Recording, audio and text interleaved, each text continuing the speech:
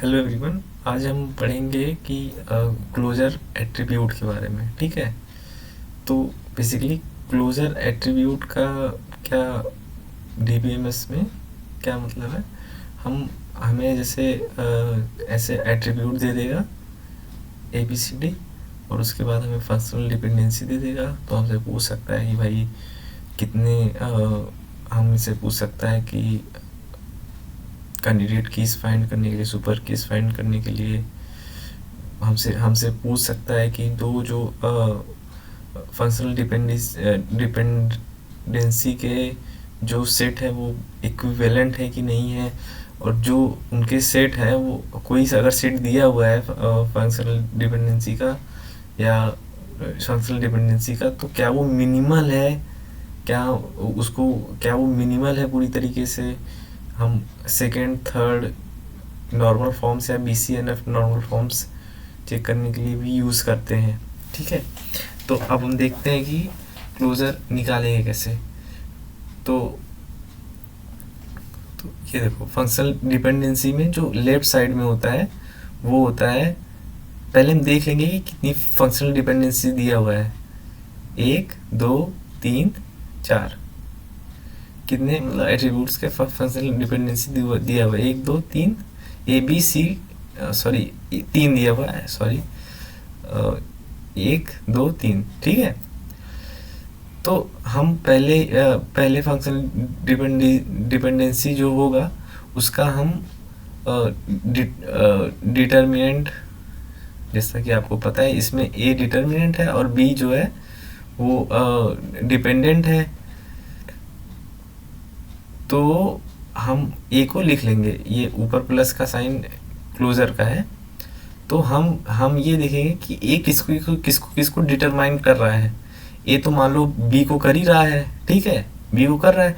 अब हम इसको ऐसे समझेंगे जैसे बचपन में आपने चेन वाला गेम खेला होगा, खेला नहीं होगा तो मतलब देखा ही होगा कहीं ना कहीं। जैसे एक एक बंदा कोई चोर रहता है, तो वो अगर किसी को टच करता है तो वो उसके साथ हाथ पकड़ के, फिर वो जिसको टच करता है वो उसके उसके साथ हाथ पकड़ के हो जाता है। ऐसे होता है चेन वाले गेम में।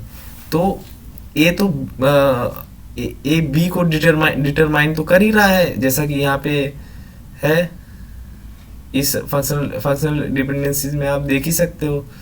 ए बी को कर रहा है। अब ए बी को कर रहा है तो ए खुद को भी करेगा ना, ए खुद को तो करेगा ही, ए खुद को भी कर रहा है। ठीक है, रिफ्लेक्सिव प्रॉपर्टी। ठीक है, ए खुद को भी कर रहा है।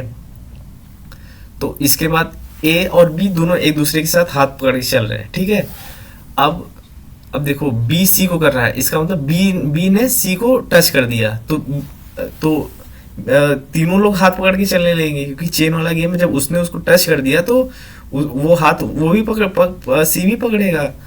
तो ये हो गया। उसके बाद सी टू डी है।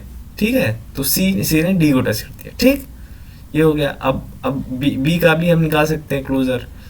तो बी है, बी खुद को डिटरमाइन करेगा ही। उसके बाद सी को तो कर ही रहा है, आप देख सकते हो। फिर सी जो है वो डी को डिटरमाइन कर रहा है। ठीक, इसमें सी का निकाल सकते हैं, सी खुद को करेगा और डी को करेगा, आप देख ही सकते हो। और डी बस खुद को ही कर रहा है। कुछ और एग्जांपल लेते हैं, जैसे ये देखो, इसमें अगर हमें ए का क्लोजर निकालना हो तो ए खुद को डिटरमाइन करेगा, फिर बी को डिटरमाइन करेगा। अब हम देखेंगे कि ए और बी इन दोनों को ले, ये दोनों किसको किसको मतलब टच कर रहे हैं। इसका मतलब ये कि किसको किसको डिटरमाइन कर रहे हैं इंडिविजुअली या आप एक साथ हो गए। तो हम देख सकते हैं कि बी ई को कर रहा है। ठीक है, तो ई भी आ जाएगा इसमें।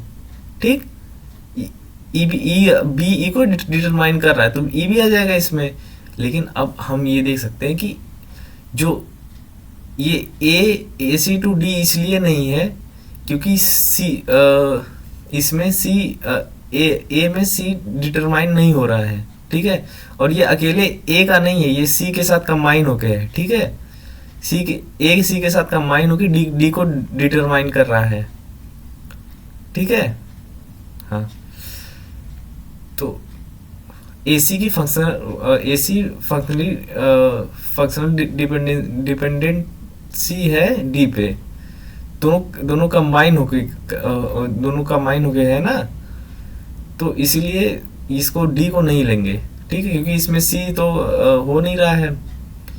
अब हम ए सी का निकाल लेते हैं, ठीक है, ऐसा यहाँ पे है क्लोजर। तो ए खुद को तो करेगा, सी भी खुद को करेगा।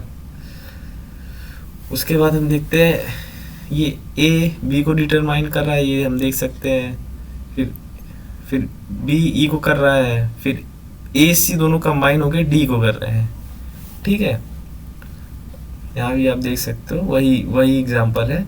जैसे ए बी को अगर हम इसमें ले लें तो ए बी खुद को करेंगे ही, फिर ए बी सी को कर रहा है, सी डी को कर रहा है, डी ई को कर रहा है, ई एफ को कर रहा है, एफ ए को कर रहा है। लेकिन अब क्योंकि ये एक सेट है तो इसमें डुप्लीकेसी नहीं हो सकती, ठीक है, डबल चीज़ें नहीं, यूनिक वैल्यू रहेगी इसमें, ठीक। अगर हम ए का देखें तो ए किसी को नहीं कर रहा है, खुद को बस करेगा।